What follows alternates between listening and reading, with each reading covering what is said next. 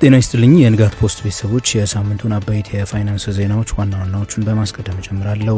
የኢትዮጵያው ንግድ ባንክ በቀጣይ ዓመት 1.1 ትሪሊዮን ብር ብድርን ስለማዘጋጀቱ፣ ዘምዘም ባንክ በኢትዮጵያው ካፒታል ገበያ ባለስልጣን አክሲዮኖቹን ስለማስመዝገቡ፣ ፕራይም ካፒታል በኢትዮጵያ ሰነደ ሙዓለንዋዮች ገበያ 8ኛው የግብይት አባል ሆኖ ስለመመዝገቡ፣ ኢቲስዊች በዘንድሮ የበጀት ዓመት ብቻ 2.6 ቢሊዮን ብር አትረፍ ያለው ስለማለቱና ገዳ ባንክና አህዱ ባንክ በዘንድሮ የበጀት ዓመት በታሪካቸው ለመጀመሪያ ጊዜ ከ1 ቢሊዮን ብር በላይ ትርፍን ስለማግኘታቸው በዛሬ አበይት የፋይናንስ ዜናዎች የምነግራችሁ ነው የሚሆነው። ይህ ንጋት ፖስት ነው። በየሳምንቱ እሁድ ልክ በ9 ሰዓት ከሮሃ ምንዛሬ ቢሮዎች ጋር በመተባበር የምናቀርብላችሁ የዜና ወጃችን አሁን መደመጥ ይጀምራል። በቅድሚያም የአጋራችንን የሮሃ ምንዛሬ ቢሮዎች ማስታወቂያ አድምጠን እንመለሳለን። የውጭ ሀገራት ገንዘቦችን መግዛትና መሸጥ እንደ ዘንድሮ ቀሎ አያውቅም ይለናል ሮሃ የምንዛሬ ቢሮ። ለውጭ ሀገር ጉዞ ገንዘብ ቢያስፈልጎት ዶላር ሆነ ዩሮ፣ ሪያል ሆነ ድራም ሁሉም እኛ ጋር አለ።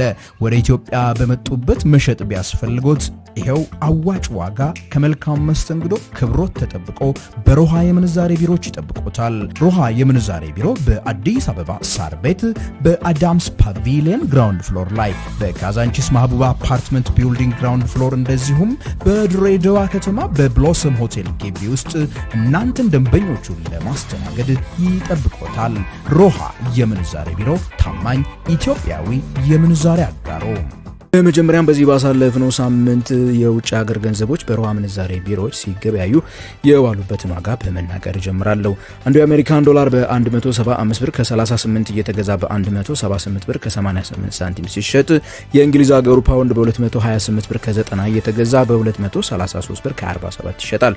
ዩሮ በ199 ብር ከ33 እየተገዛ በ203 ብር ከ31 ሲሸጥ፣ የዩናይትድ አረብ ኤሚሬቶቹ ድርሃም በ47 ብር ከ77 ሳንቲም እየተገዛ በ48 ብር ከ72 ሳንቲም ሲሸጥ ውሏል። በዚሁ ወደ ዝርዝር ዜናዎቹ የምገባ ነው የሚሆነው።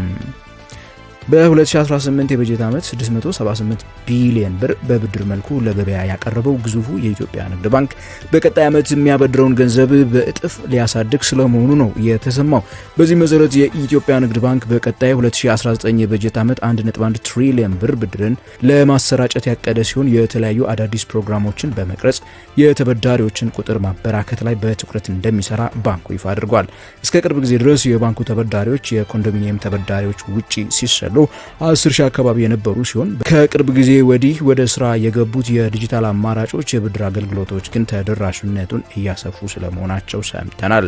ባንኩ ከዚህ መጠነ ሰፊ ስራ መስፋፋት 120 ቢሊዮን ብርን በቀጣይ ዓመት ለማትረፍ ያቀደ ሲሆን የባንኩ ብድር እድገት 66 በመቶ እንደሚሆንም እንዲሁ ተናግሯል። ታዲያ ብዙዎቹ የዘርፉ ተንታኞች ይህ ቁጥር ግር አሰኝቷቸዋል። የኢትዮጵያ ብሔራዊ ባንክ ባንኮች በአንድ ዓመት ከ24 በመቶ በላይ ብድር እንዳይጨምሩ ያደረገበት ክልከላ የኢትዮጵያ ንግድ ባንክን ይመለከተው ይሆን የሚለው ጉዳይ ጥያቄን አጭሯል። የቀደመው ዓመት የበጀት ዓመትም የብድር እድገት ከዚያ ጣሪያ በላይ እንደነበረ ብዙዎች ይናገራሉ። ዘምዘም ባንክ አክሲዮን ማህበር በኢትዮጵያ ካፒታል ገበያ ባለስልጣን አክሲዮኖቹን ያስመዘገበ የመጀመሪያው ከወለድ ነፃ የባንክ አገልግሎት አቅራቢ ስለመሆኑ ባሳለፍነው ሳምንት ሰምተናል። ዘምዘም ባንክ ያስመዘገባቸው አክሲዮኖች እያንዳንዳቸው ባለ 1000 ብር 5 ሚሊዮን በባለ አክሲዮኖች እጅ የሚገኙ አክሲዮኖቹን ጨምሮ ሌሎች በቦነስ መልኩና ለነባር ባለ አክሲዮኖች ሊደለደሉ የተወሰኑ 1 ሚሊዮን ተጨማሪ አክሲዮኖችን ያጠቃልላል። በኢትዮጵያ ካፒታል ገበያ የሚደረገው ይህ ምዝገባ ሁሉም ከ50 በላይ ባለ አክሲዮኖች ላላቸው ድርጅቶች ግዴታ ሲሆን እስካሁን የተመዘገቡ ተቋማት ወደ 13 አድርሷቸዋል።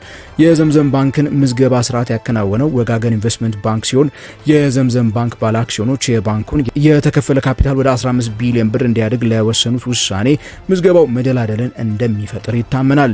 ዘምዘም ባንክ ሙሉ በሙሉ ከወለድ ነፃ የባንክ አገልግሎት ለመስጠት ከ5 ዓመታት በፊት የተቋቋመ የመጀመሪያው የዘርፉ ባንክ መሆኑ ይታወሳል። ፕራይም ካፒታል አክሲዮን ማህበር በኢትዮጵያው ሰነደ ሙዓለንዋዮች ገበያ በግብይት አባልነት የተመዘገበ 8ኛው ድርጅት ስለመሆኑ በዚሁ ባሳለፍነው ሳምንት ነው የሰማነው። ከጥቂት ሳምንታት በፊት እንደ ኢንቨስትመንት ባንክ ለመንቀሳቀስ የሚያስችለውን ፈቃድ ከኢትዮጵያው ካፒታል ገበያ ባለስልጣን ያገኘው ፕራይም ካፒታል በኢትዮጵያ ሰነደ ሙዓለንዋዮች ገበያ ኤስኤክስ አክሲዮኖቹን እና ሌሎች ሰነዶችን ለማገበያየት የሚያስችለውን ፈቃድ ነው በዚህ ባሳለፍነው ሳምንት የተቀበለው። ፕራይም ካፒታል በዘርፉ ፈቃድን ያገኘ በባንክ ባለቤትነት ያልተያዘ ሁለተኛው ኢንቨስትመንት ባንክ ሲሆን ሌላኛው ኢንቨስትመንት ኢንቨስትመንት ባንክ ፈርስት አዲስ ኢንቨስትመንት ባንክ መሆኑ ይታወሳል። በኢትዮጵያ ሰነደ ሙዓለ ንዋዮች ገበያ አባል የሆኑ ኢንቨስትመንት ባንኮች አጠቃላይ የሰነደ ሙዓለ ንዋዮች ድለላ ስራን በማከናወን ዜጎች ሰነዶችን እንዲገዙና እንዲሸጡ የሚያግዙ ሲሆን በተጨማሪም ድርጅቶችን በካፒታል ማሰባሰብ ወቅት ማገዝ፣ የተቋማትን ውህደትና የመሳሰሉትን መጠነ ሰፊ የፋይናንስና ኢንቨስትመንት ማማከር ስራዎችን እንዲሰሩ ይፈቀድላቸዋል። በኢትዮጵያ የሚገኙ ሁሉም የንግድ ባንኮችና የክፍያ ስርዓቶች መካከል ገንዘብን ማስተላለፍን በቀላል ያስቻለው ድርጅት ኢቲስዊች በ2018 የበጀት ዓመት 1.26 ትሪሊዮን ብር ግብይትን ስለማስተናገዱ ነው የተናገረው። ተቋሙ በአመቱ 388 ሚሊዮን ግብይቶች በቁጥር ደረጃ ያስተናገደ ሲሆን 242 ሚሊዮን የሚሆኑት እነዚህ ግብይቶች ወይም ደግሞ ትራንስፈሮች ወይ ትራንዛክሽኖች እርስ በርስ ሰዎች ያስተላለፏቸው ፒቱፒ የሚባሉት መሆናቸው ነው የተናገረው። የኢቲስዊች ስርዓት በ2018 የበጀት ዓመት ብቻ ታዲያ 189 ቢሊዮን ብር ግብይት በኤቲኤም እንዲሁም ደግሞ 10.7 ቢሊዮን ብር በፖስ ማሽኖች ማገበያየቱ ነው ይፋ ያደረገው። በተለይም በቅርቡ የተጀመረውና ከአንድ ባንክ ወደ ሁሉም ባንክ ስካን በማድረግ ብቻ ገንዘብን ማስተላለፍ የሚያስችለው ኢቲኪዩአር ስርዓት በአመቱ 551 ሺህ ግብይቶችን በማከናወን የ6.8 ቢሊዮን ብር ገንዘብን ማንቀሳቀሱ ነው ይፋ የተደረገው። ታዲያ ኢቲስዊች በአመቱ ካከናወናቸው እነዚህ ሁሉ ስራዎች ያልተጣራ ጠቅላላ ትርፉ 2.6 ቢሊዮን የኢትዮጵያ ብር ስለመድረሱ እንዲሁ ይፋ ሆኗል። በኢትዮጵያ ከሚንቀሳቀሱ ከ30 በላይ የንግድ ባንኮች ውስጥ አዳዲሶቹ ባንኮች የሆኑት አሃዱና ገዳ ባንክ በ2018 የበጀት ዓመት ትርፋቸውን ከ1 ቢሊዮን ብር በላይ ስለማድረሳቸው ይፋ ሆኗል። አሃዱ ባንክ በአመቱ ትርፉ ላይ የ94.2 በመቶ እድገትን በማስመዝገብ በ1.15 ቢሊዮን ብር ያልተጣራ ትርፍ አመቱን ያጠናቀቀ ሲሆን በኢትዮጵያ ሰነደ ሙዓለ ንዋዮች ገበያ ኢኤስኤክስ ላይ ተመዝግቦ ሰነዶቹ እየተገበያዩ የሚገኘው ደግሞ ሌላኛው አዲስ ባንክ ገዳ ባንክ 121 በመቶ እድገትን በማስመዝገብ 1.27 ቢሊዮን ብር ያልተጣራ ትርፍን ስለማትረፉ ነው የተሰማው። የገዳ ባንክ አጠቃላይ የደንበኞች ተቀማጭ ገንዘብ 12.6 ቢሊዮን ብር ደርሷል የተባለ ሲሆን ይህም የ64 በመቶ እድገትን አሳይቷል። በተመሳሳይ መልኩ የአሃዱ ባንክ የተቀማጭ ገንዘብ 32 በመቶ እድገትን በማስመዝገብ 10 ቢሊዮን ብር መድረሱንም ነው የሰማነው። ሁለቱም እነዚህ አዳዲስ ባንኮች በኢትዮጵያ ብሔራዊ ባንክ የተቀመጠውና እያንዳንዱ ባንክ 5 ቢሊዮን ብር የተከፈለ ካፒታል ሊያሟላ የተቀመጠባቸውን ግዴታ እስካሁን ያላሟሉ ሲሆን ገዳ ባንክ በኢትዮጵያው ካፒታል ገበያ ባለስልጣን ባገኘው ፈቃድ መሰረት የ1 ቢሊዮን ብር አክሲዮንን በ1050 ብር ለገበያ ሊያቀርብ ስለመሆኑ ተሰምቷል። ገዳ ባንክ ይህንን የተጠቀሰውን 1 ቢሊዮን ብር የሚያሰባስብ ቢሆን እንኳን የተቀመጠውን የ5 ቢሊዮን ብር ግዴታ የማያሟላ መሆኑ ከወዲሁ ታውቋል። አሃዱ ባንክ በሌላ መልኩ ከሰሞኑ ግዙፍ ህንፃን ለዋና መስሪያ ቤትነት እንዲገለገልበት መግዛቱ የተነገረ ሲሆን የ5 ቢሊዮን ብር ካፒታሉን የሚያሟላበትን መንገድ ግን እስካሁን ድረስ የተጠቀሰ ነገር አለመሆኑን ከሪፖርቶቹ ለመስማት ችለናል። የተወደዳችሁና የተከበራችሁ የንጋት ፖስት ቤተሰቦች በየሳምንቱ ታዲያ በዚህ ሰዓት የሚቀርብላችሁ የንጋት ፖስት አበይት የፋይናንስ ዜናዎች እስካሁን ያዳመጣችኋቸው ናቸው።